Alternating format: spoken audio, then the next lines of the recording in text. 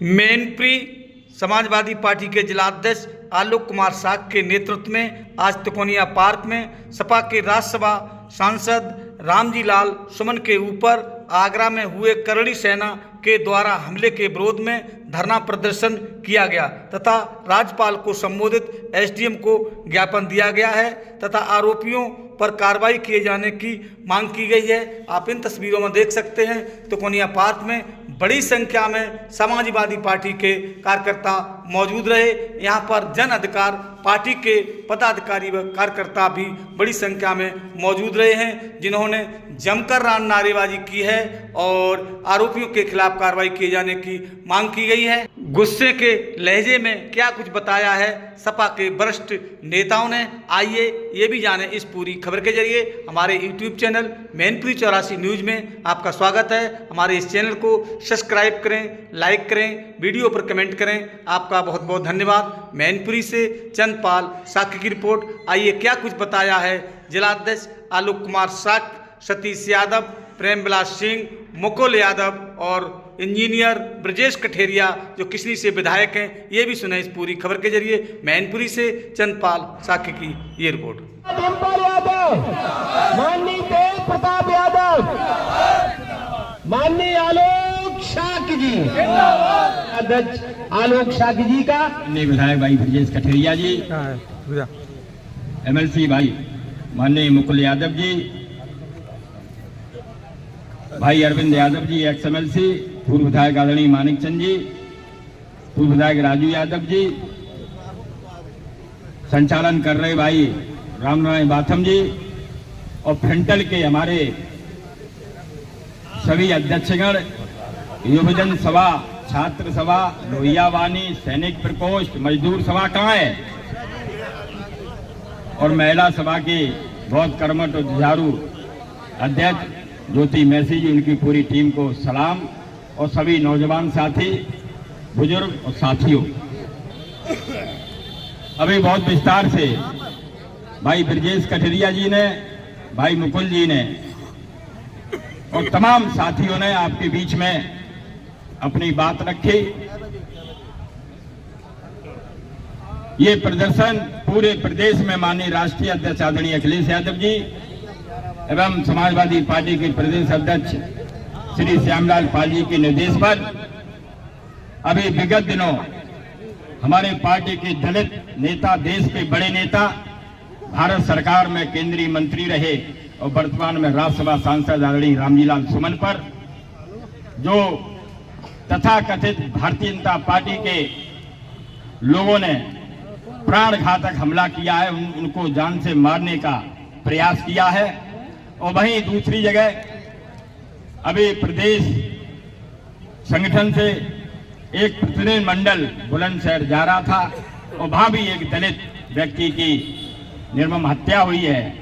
उसको देखने के लिए भारतीय जनता पार्टी के लोगों ने रामजी लाल सुमन और उनके साथियों पर पुनः प्राणघातक हमला किया, मारने का प्रयास किया, टायर फेंककर, पत्थरबाजी करके, जैसे तैसे उन्होंने अपनी जान बचाई। उसके विरोध में पूरे प्रदेश में विशाल धरना प्रदर्शन का आयोजन किया जा रहा है।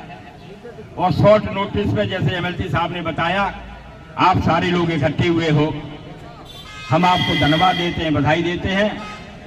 और जो कृत्य रामजी लाल सुमन पर किया गया है उसकी समाजवादी पार्टी घोर निंदा करती है और प्रदेश के मुख्यमंत्री जी और उनके शासन प्रशासन से मांग करती है ऐसे लोगों को चिन्हित कर दंडात्मक कार्रवाई की जाए। और अगर ये कार्रवाई नहीं की तो अभी परसों हम माननीय राष्ट्रीय अध्यक्ष जी से मिले थे तो उन्होंने ये कहा था कि अब सड़कों पर उतरना पड़ेगा, जेल भरो आंदोलन करना पड़ेगा। क्या साथियों आप लोग तैयार हो? माताओं बहनों सब लोग बहुत बहुत धन्यवाद। सारी बातें हमारे सभी साथियों ने बता दी है और इस घटना की समाजवादी पार्टी जनपद मैनपुरी घोर निंदा करती है और आने वाले समय में अगर इनको गिरफ्तार न किया गया तो एक बड़ा आंदोलन समाजवादी पार्टी करेगी। आप सबको बहुत बहुत धन्यवाद। नौजवान साथी, माताएं, बहनें, बुजुर्ग जो भी हमारे आए हैं उनको दिल की गहराइयों से बहुत बहुत धन्यवाद। जय हिंद। आज पार्टी नेतृत्व के माननीय राष्ट्रीय अध्यक्ष जी के नेतृत्व में हम लोग पूरे प्रदेश में धरना और प्रदर्शन कर रहे हैं। माननीय रामजी लाल सुमन न केवल हमारे पार्टी के राष्ट्रीय महासचिव हैं, बल्कि हमारे वो पीडीए को और मेरे पार्टी के बहुत बड़े नेता हैं। भारतीय जनता पार्टी के बेसत्ता संरक्षित लोग जानबूझ करके प्रदेश का माहौल बिगाड़ रहे हैं। ये दो तरफ चाल चलते हैं, एक तरफ पीडीए के लोगों को बाबा साहब के अनुयायियों पे अत्याचार करने का काम करते हैं और दूसरी तरफ एक उनका ढिढोरा पीटने का काम करते हैं। रामजी लाल सुमन जी कोई मामूली व्यक्ति नहीं है, हम लोगों के बहुत बड़े नेता हैं, माननीय नेताजी के साथी हैं। और मैं नहीं समझता कि समाजवादी पार्टी का कोई भी कार्यकर्ता आदरणीय सुमन जी के प्रति अन्याय या अपमान करने वाले लोगों को किसी भी कीमत पे बरत सके। लेकिन हम लोग माननीय नेताजी के सच्चे अनुयायी है, माननीय राष्ट्रीय अध्यक्ष जी के सच्चे सिपाही है। हम लोग अनुशासन प्रिय लोग हैं। जिस दिन माननीय राष्ट्रीय अध्यक्ष जी का निर्देश हो जाएगा और राष्ट्रीय अध्यक्ष जी का निर्देश पाने के बाद पूरे प्रदेश में इनकी ईंट से ईंट बजा देंगे। इनकी औकात नहीं है। तो इस समाजवादी पार्टी के बहुत सारे मेरे मजबूत फ्रंटल हैं, बहुत सारे फ्रंटल हैं। लोगों की बात छोड़ो, एक फ्रंटल के बराबर ही इनकी सेना पहना कुछ दिखाई नहीं देगी। इसलिए इस मुगालफे में न रहे। सरकारें आती और जाती रहती हैं, कम से कम ऐसे आचरण, ऐसा माहौल, ऐसी व्यवस्था क्रिएट मत करो कि हम लोग तो बहुत सहनशील हैं, हम लोग तो बर्दाश्त कर ले रहे हैं, लेकिन दिन कहीं ऐसा न तुम्हें देखने को मिले कि तुम्हारी बर्दाश्त की भी सीमा टूट जाएगी। आज केवल यही नहीं घटना है, भारतीय जनता पार्टी में वो तमाम दलित वर्ग और पिछड़े वर्ग के लोग ईश्वर जाने कैसे राजनीति करते हैं। ये पहली घटना नहीं है। अभी राष्ट्र से विधायक भारतीय जनता पार्टी की विधायक रहते हुए वो एक मंदिर में प्रवेश करी और भारतीय जनता पार्टी के नेताओं ने, ऐसी भावना रखने वाले लोगों ने वो दलित महिला विधायक के मंदिर में प्रवेश के बाद भी उस मंदिर को धुलवाया और भारतीय जनता पार्टी के लोग तमाशा बन करके देखते रहे। यही नहीं, पूरा देश और दुनिया जानती है, जिस राम मंदिर का नाम लेकर के इन्होंने सरकार बना ली और जब राम मंदिर का शिलान्यास हुआ उसमें भी मेरे पीडीए की मेरी महामहिम राष्ट्रपति जी को भी इन्होंने आमंत्रित नहीं किया। पूर्व राष्ट्रपति वो भी दक्षिण में एक मंदिर में गए थे, उन्होंने भी मंदिर में प्रवेश करने का अवसर नहीं दिया। ये लोग दिखावे वाले लोग हैं, ये लोग, इनके मन में बात अलग है और मुंह में बात अलग है। यही नहीं देख रहे, अभी मेरी विधानसभा में परसों जो पार्क मेरे लोग बैठे हैं पीछे, बोला कि ये झंडा वंडे लेकर के चिताएज में नगरिया ग्राम में जो जमीन ग्राम पंचायत से बाकायदा प्रस्तावित होकर के परम पूज्य बाबा साहब अंबेडकर जी के नाम से जो लोग जमीन आरक्षित कर दी गई और उस आरक्षित जमीन पे 11 बाकायदा प्रशासन ने पैमाइश की। प्रशासन के अधिकारी कर्मचारी राजस्व टीम ने जाकर के उसकी पैमाइश की। जो लोग अवैध कब्जा किए थे उन्हें कब्जे से बेदखल किया और उसके बाद 11 तारीख को उन्होंने पूज्य बाबा साहब की मूर्ति भी लगाई। 14 तारीख को बाकायदा प्रचार प्रसार करके बहुत भव्य रूप में, जिसमें 3-4 हजार लोगों ने भाग लिया, पूज्य बाबा साहब का कार्यक्रम, बहुत सुंदर कार्यक्रम किया। इसके बावजूद परसों रात्रि में जिस तरह प्रशासन ने गैर जिम्मेदार वाला काम किया है, इसकी जितनी निंदा की जाए कम है। रातों रात गांव की लाइट काट करके और कम से कम 6-7-8 गाड़ी ले जा करके, जेसीबी ले जा करके पूज्य बाबा साहब की मूर्ति को तोड़ के ले जाने का काम किया। और उसके बाद जब मैंने संपर्क किया तो कोई भी अधिकारी ये चीज बताने को तैयार नहीं था कि ये काम प्रशासन ने किया। जब मैंने कहा अगर अराजक तत्वों ने काम किया है तो उनके खिलाफ कार्रवाई हो, और अगर प्रशासन ने काम किया है तो कम से कम वो स्वीकार करे और स्वीकार करने के बाद स्पष्टीकरण दें। जब हम अपने स्थानीय लोगों के साथ माननीय एमएलसी साहब और हम तमाम लोग जब जिलाधिकारी जी के पास गए तो जिलाधिकारी जी ने स्वीकार किया। उस समय हम लोगों ने कहा, उन्होंने कोई तर्क दिया, किसी कानून की बात की, तो मैंने कहा वो जिस कानून की बात करते हो उस कानून में केवल बाबा साहब की मूर्ति पे ही वो कानून नहीं लागू होता है। बाबा साहब तो कानून बनाने वाले व्यक्ति हैं, वो केवल बाबा साहब की मूर्ति पे कानून लागू नहीं होता है। वो कानून हर मूर्ति और हर मंदिर पे वो कानून लागू होता है, हर जगह वो कानून लागू होता है। लेकिन सत्ता के नेताओं के दबाव में पूरे प्रशासन ने उस कानून को भी नजरअंदाज करके संविधान के निर्माता जिनकी शपथ खा करके अधिकारी शपथ लेते हैं और सरकारें शपथ लेती हैं, मंत्री, प्रधानमंत्री और मुख्यमंत्री शपथ लेते हैं, पूज्य बाबा साहब की मूर्ति को ढहाने का काम किया। और यही नहीं, हौसले इतने बढ़ गए, अगर उस दिन कार्रवाई कर दी होती तो शायद कोई घटना नहीं होती। अभी सुबह हमारे सटगमा में वहां भी पूज्य बाबा साहब की मूर्ति तोड़ दी गई, वहां भी बाबा साहब की मूर्ति तोड़ दी गई, और पहली बार नहीं, शायद दूसरी या तीसरी बार घटना की। और केवल यही नहीं, इनका टारगेट केवल बाबा साहब के अनुयायी और बाबा साहब के लोग हैं। लेकिन ये भूल गए, तुम मूर्ति तो तोड़ सकते हो, तुम जितने जितने जुल्म करोगे हम लोग उतने ही ज्यादा आक्रोशित होंगे, उतने ही तुमसे नफरत करेंगे। और मूर्ति तोड़ोगे हम लोग, समय का आने दो। और मैं ये घोषणा करता हूं आज इतने लोगों में, जहां मेरे चितायन में मूर्ति तोड़ी गई है, और बहुत जल्दी विधिक प्रक्रियाओं को लेकर के बहुत भव्य मूर्ति और भव्य आयोजन करने का काम करेंगे, भव्य आयोजन करने का काम करेंगे। लेकिन किसी भी कीमत पे ये अधिकारी भी ये चीज सोच ले कि यार सरकार के यहाँ पर व्यवस्था देखने वाले लोग हैं, कम से कम कानून बनी रहे, कानून सबके लिए एक है। लेकिन वो लोग जो आज सरकार के नशे में या सरकार के दबाव में जो पीड़ितों को परेशान करने का काम कर रहे हैं, कम से कम ऐसे लोग आंख खोल के रहे। हम समाजवादी लोग हैं, नेताजी के अनुयायी हैं, नेताजी ने बहुत अनुशासन सिखाया है, नेताजी ने बहुत सारी चीजें बताई हैं। उन चीजों में नेताजी ने एक बहुत अच्छी बात बताई है कि जिसका खाओ उसका ब्याज सहित वापस भी कर देना। तो हम लोग ब्याज सहित वापस भी अच्छी करने तरह जानते हैं। इसलिए कम से कम वो स्थितियां पैदा मत करो जो आज नहीं कल तुम्हारे लिए दिक्कत हो।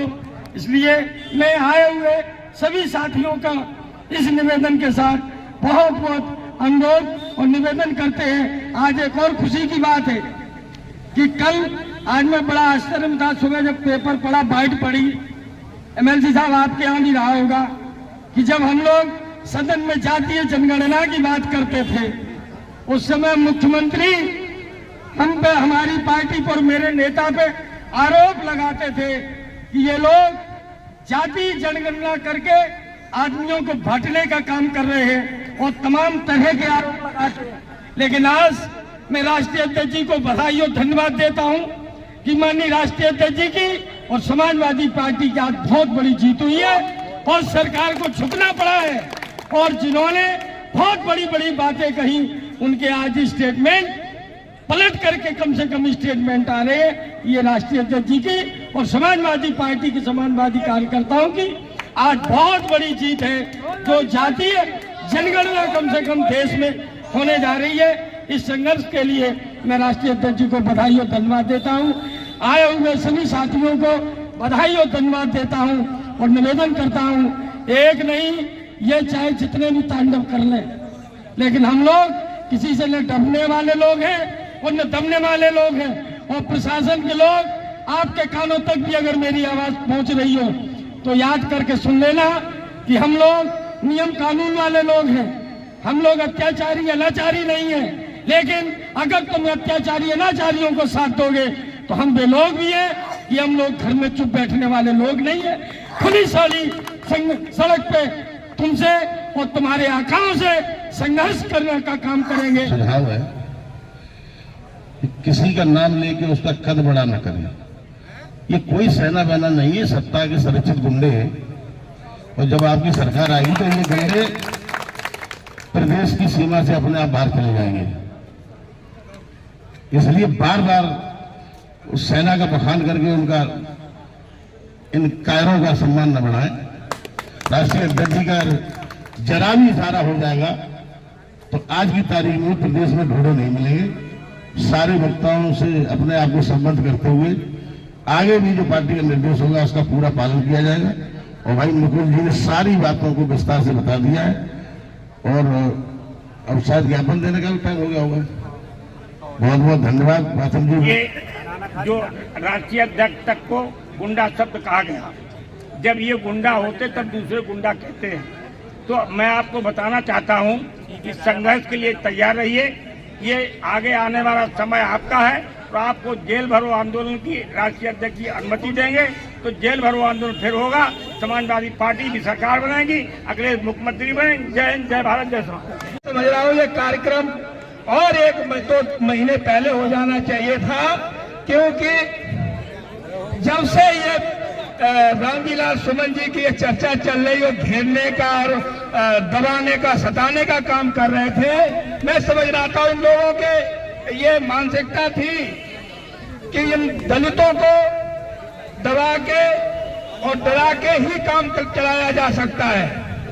साथियों, अभी मैंने एक चीज देखी है, ये जहां कहीं भी हमला करते हैं, चाहे अपने निजी मतलब से करते हो, जमीन छीनने के लिए करते हो, किसी को कोई हत्याने के लिए कर रहे हो, अगर किसी दलित की कहीं मारपीट हो जाती है, उसको सताया दबाया जाता है, तो ये बीजेपी के लोग उसको करनी सेना का सिपाही बताकर और अपने गले लगा लेते हैं। इनके साथ वैसे तो कोई जनता नहीं है, लेकिन ये जगह जगह उपद्रवियों को गले लगाकर अपना साथी और कड़ी सेना का सिपाही बना के अपनी टीम बड़ी करना चाहते हैं।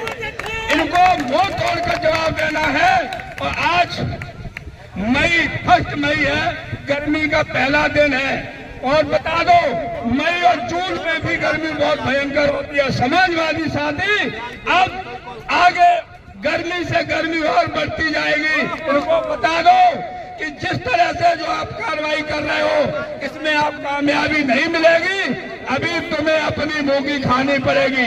समाजवादी साथी एकजुट होकर एक साथ कंधे से कंधा मिलाकर पूरे पीडीए के लोग एक हो जाओ, ये 15% को खाद फेंकने का काम करो।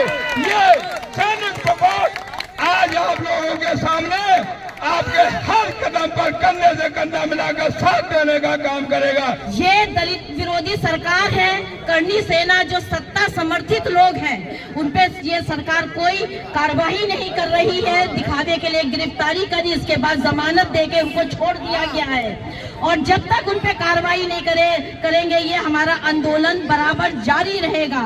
ये दलित विरोधी है। हमारे नेता, हमारे आदरणीय अखिलेश यादव जी एक बार एक इशारा करें, हमारे भाई क्या सारी महिलाएं निकल पड़ेंगी और ये जो करनी सेना है एक तरफ दिखाई देगी।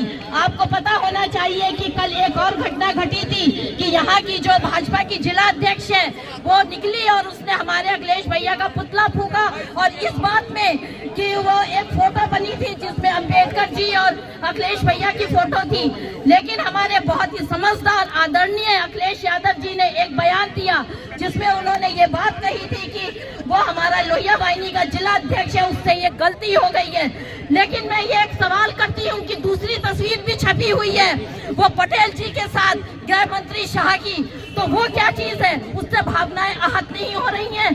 पटेल जी एक लौह पुरुष कहलाते थे और पटेल जी गुजरात के थे, इसके मतलब ये नहीं है कि जितना गुजराती नेता है वो पटेल जी की बराबरी करेगा। पटेल जी ने एक नारा दिया था एकीकरण का, एक भारत का।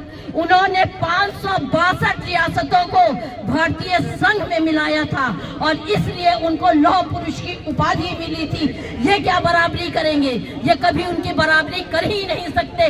ये दलित विरोधी सरकार है, अल्पसंख्यक विरोधी सरकार है, वोट लाके मुसलमानों के अधिकारों को खत्म करना चाहते हैं, हम लोगों की जमीनों पे कब्जा करना चाहते हैं, ये दलितों को कुचलना चाहते हैं। अभी चिताइन में जो घटना घटी है नगरिया में, रातों रात इस प्रशासन ने वो मूर्ति उखड़वा दी। क्या ये दलित समर्थन है या ये अम्बेडकर जी का समर्थन है? अगर आप इतने ही अम्बेडकरवादी हैं तो आपको मैं चुनौती देती हूँ कि आप लगवा दीजिए तुरंत अम्बेडकर जी की मूर्ति को। तब चोरी छुपे प्रशासन उनकी मूर्ति उखाड़ के ले आया। अरे ये संसद में क्या कहा था हमारे गृह कि अंबेडकर करके नाम लिया था, ये क्या उनका सम्मान किया था?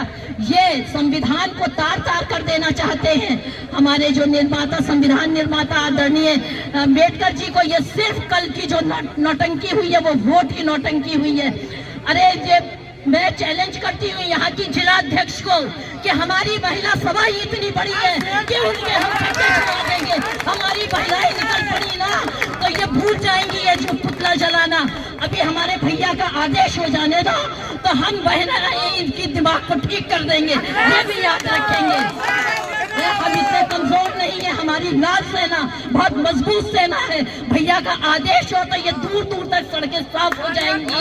उसूलों पे आ जाए तो टकराना जरूरी है, जिंदा हो तो जिंदा नजर आना जरूरी है। और हम समाजवादी संघर्ष के आदी हैं, हम कभी नहीं डरते हैं। ये दूर दूर तक इनका पता नहीं होगा। हम महिलाएं इन पे बहुत भारी होंगे। जय हिंद, जय समाज। लोगों को लगा कि शायद अब आंदोलन की तैयारी है, तैयारी के लिए बहुत ज़्यादा लोग आए। अभी धूप की वजह इधर उधर लोग खड़े हैं। हमारे समाजवादी पार्टी के लोग जेल जाने से नहीं डरते, और अगर इशारा हुआ तो एक एक दिन बांट दिया जाएगा, जैसे पहले बसपा की सरकार में बांटा गया था। कुछ कूद के भागे थे, कुछ लोगों को जेल लेके गए थे, अब जाने वालों में ज़्यादा है। और इसी के साथ जैसे माननीय रामजी लाल सुमन जी पे हमला किया गया है, उन पे नहीं किया गया है। मायावती को दबा के बीजेपी वालों ने मायावती जी को दबा के, और ये कह दिया गया कि कोई वो दलित नहीं, वो तो समाजवादी पार्टी के हैं। और दलित कहाँ कैसे होते हैं, इनको बताइए। मायावती ने एक बयान दिया था, शायद लोग सुना होगा किसी ने। तो वो मायावती जी कहती कि वो दलित नहीं, वो बीजेपी, वो समाजवादी के सांसद पे हमला हुआ है, और हमला नहीं हुआ है, उन्होंने गलत बोला है। ये ऐसे ही कराएंगे। और जो कड़ी सेना कुछ नहीं है, इन्हीं बीजेपी वालों की सेना है। मुझे लग रहा है ये अंदर से उनको वेतन भी देते हैं। और हमारी वास्तव में सेना है, अर्धसेना है, पुलिस है। ये पुलिस मूक दर्शन बनी खड़ी रहती है। अभी एक वीडियो मैंने देखा है, हरियाणा का था, पता नहीं कहाँ का, एक डीएसपी पे बेचारे पे बैठाल के उस नेता के सामने, क्या नेता के मुंह पर कहीं पट्टी लगी होती है, फलाना नेता आ रहा है, उसको माफ़ी मंगवाई गई है। तो ये तो बीजेपी के हाथ में पूरा सैनिक, अर्धसैनिक सभी बल हैं, और इन्हीं के संरक्षण में ये गुंडे टाइप के लोग करड़ी सेना का काम बनकर काम करते हैं। ये अगर सेना को और पुलिस प्रशासन को ये छूट मिल जाए कि हम शांति व्यवस्था को बनाए रखेंगे, तो ये हिल नहीं पाएंगे, कहीं सड़कों पे दिखाई नहीं देंगे जैसे टायर फेंके हैं। यानी कि मार लाठी अगर सही कर लेती पुलिस में दम होता ही है। ये पुलिस को छूट नहीं मिली है, पुलिस वाले बेचारे डरते हैं, हम क्षेत्र में नहीं रह पाएंगे, हमें चार्ज अच्छा नहीं मिलेगा। जब तक ऐसा रहेगा तो कुछ नहीं हो पाएगा, इसलिए सड़कों पर उतरना पड़ेगा। निर्दोष जी, आपने कही थी 250 की बोरी होगी डीएपी तभी 250 की होगी जब पीडीए के लोग एक साथ होंगे। और पूरी तरह अब हम लोग संघर्ष के लिए तैयार हैं। अगर ऊपर से इशारा मिलेगा कि सड़कों पर उतरे, जेलों के लिए तैयार रहें, उसमें जेल में लोग गए थे और जाने को तैयार हैं। इसी के साथ मैं